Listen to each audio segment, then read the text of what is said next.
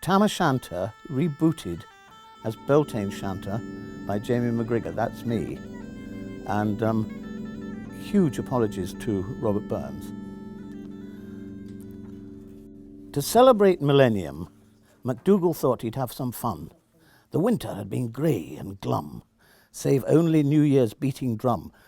Beloved Hogmanay and first footing, now done to death by no drink driving. And Freeview didn't hit the spot, and even Skye was not so hot. He longed for parties, dancing lasses, enormous drams in crystal glasses, instead of sitting by the fire, incurring Sarah's sultry ire, and criticism of his ways of getting foo and in a haze, and being told he was a skellum, or even worse, a drunken bellum. If only he'd considered how his previous antics laid him low, the first foot done upon his tractor that killed the Inverary factor, or that time at Dalmally sale when he'd ended up in jail, Dalmally of the famous Tups, where sheepmen dawdle in their cups. The barman's named Manfred Del Monte. I says yes, and I say jaunty. Or that time when he'd got DTs and seen the Kirk all in a bleeze, and seen Black Alec on Orkney's bank, and fallen in and nearly sank, and had to explain to Sarah why Sybil had hung his pants to dry. MacDougall had a special pal called Lloydie, and he loved him well, a reaming swat who came from Wales, who drank divinely and told tales, like Suitor Johnny or Brian, his brother. They had been foo for weeks together. They had been drinking in the galley, Argyle's best inn, with barmaid Sally. They'd drowned their sorrows every night, and never even had a fight with Big McNichol of the Glens, the one that kept the muckle hens. No better man to shear a sheep, dehorn a calf, or thin a neep. MacD was getting gay undone by a cutty sark up frae London, whose skirt was shorter than the dropper on the flycast of wee Doogie Hopper, a relation of the actor Dennis, whose film Easy Rider was a menace to hippie haters everywhere, despising drugs and lengthy hair. And when she knelt to poke the lum, she did reveal a builder's bum, as fine as any cleavage glorious. It made MacDougall feel victorious.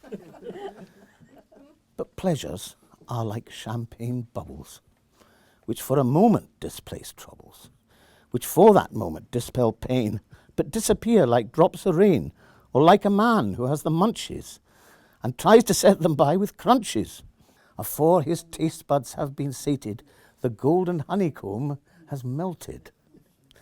Or like the first taste of minty gum, a moment, then forever gone. But Cutty Sark, she told MacDougall of a feast to come that wasn't frugal, the Beltane feast, well kent by druids, where Celts and Wiccans drink strong fluids. 'Tis Germany's Walpurgis night, where Hun and neo-pagans fight. In Wales it is the Callan May, in Ireland Tuath na Dúnan Danann style, made Beltane start the summer season to protect from IOC and treason, from otherworldly spirits who would kill the druid's horse and coo. So rituals, fertility rites, great bonfires lighting up the nights. So bring it on, shouted MacD, and smote his fist upon her knee. 'Tis just the thing to lift the gloom and take us through to primrose bloom. For Lloydie's looking sairly nuku, I doubt he'll never hear the cuckoo, unless we shake him from his stupor and fill him up with Beltane supper. Now Lloydie, he prepared a punch, just like an alcoholic's lunch, with whiskey, gin, vodka, drambuie, with blue Carasio, rum and Kalui. Oh, what a punch, it was a meister. He added Cointreau, Jägermeister, and then a slug of green chartreuse to help the bard make up his muse. John Barleycorn would have a fit, but just to make a meal of it, he added a splash of Tia Maria to guard against the black diarrhea. Now, had the draught been left like that, this story would have fallen flat. But seeking for a jolly lark, that lovely, saucy Cutty Sark took in her head a naughty notion and added fungi to the potion. O Agrasibe, Galarina, Conasibe, Copperlandia, Geronima, Pomaelus, Philius, and Psilocybe, all used since prehistoric times to open up the brains and minds of those his wont defied confines, from Mayas and the Aztecs' theory, passed down to Alpert and Tim Leary, who chased the dragon to and fro, dismissed by Harvard dons, unaware of auras, halos, sounds, and colours, until then not perceived by others. And back we gang to dear MacDougall, and faithful Lloydie, never frugal. At last the Beltane night arrived, nae rain on dear beloved soil of field and wood of dear Argyle. They drank at galley part till foo, and carried out, for they were hardy, a gallon bottle of Bacardi. The liquor that the Druids wanted, MacD and Lloyd remained undaunted, for through the woods they had to go to Gemmell's farm to see the show, to eat and drink and wildly dance with Scotsmen, Angles, girls frae France, to meet the fires of old Beltane and send the winter back again, to feel the light and warmth of spring, to hear the happy birdies sing, the peewit and the curlew's lovers, the kittiwake and golden plovers. But mony were the long Scots miles, the mosses, waters, slaps and stiles that lay between their cosy nappy and Gemmell's farm wi' Druids happy.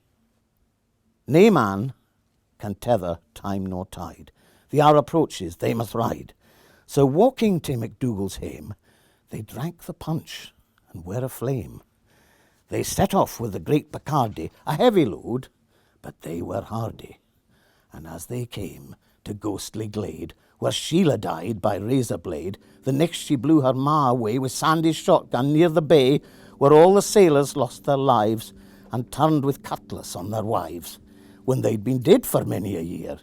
But still all people walked in fear of seeing Black Alec Salmon of the Cowl, clad barely in a bathing towel.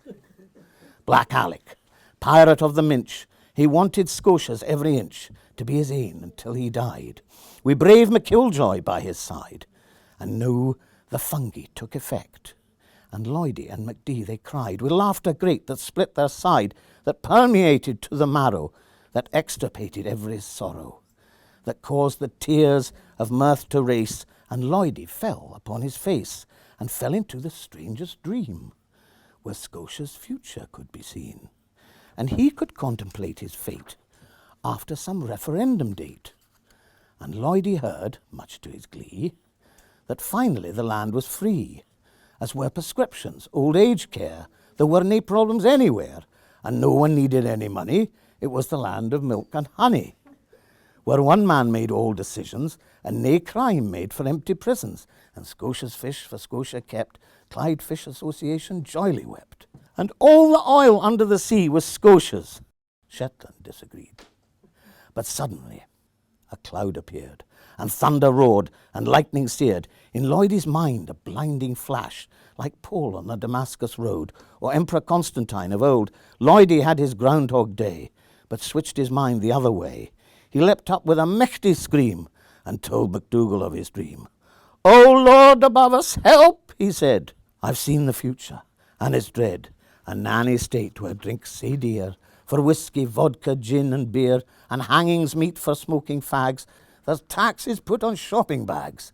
There's taxes put on breathing air, and rules about the length of hair, and speed limits for people walking, and punishments for loudly talking. I cannae stand more of Freedonia. Take me back home to dear Snowdonia." MacD and Lloydie staggered on, through mire and muck and bog and burn, till last they heard the sound of music. Frae Druid's house it came, symphonic. And as they reached the blessed threshold, an awfu' sicht was there to behold. A creature leapt frae out o' nowhere, wi' nae clothes on, horns on twisted black hair, and face aglazed and wi' a mottle. It made a leap to grasp the bottle, the gallon bottle of Bacardi, the dram of Druids. Man, they're hardy. MacDougall stood in state of shock as wild-faced Druids ran amok. He held the bottle neath his arm like Gavin Hastings on the run. He swayed, he ducked, he sold a dummy, but fated was that gay good rummy.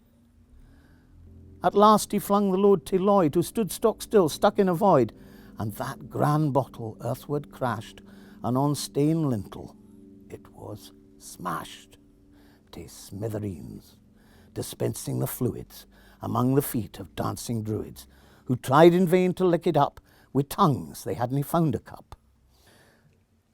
Say mind, now, when ye make a punch that's fit to take on druid bunch, stick with John Barleycorn, no putting in that devil mushroom psilocybin. Man, I is better staying frugal. Remember Lloydie and McDougall.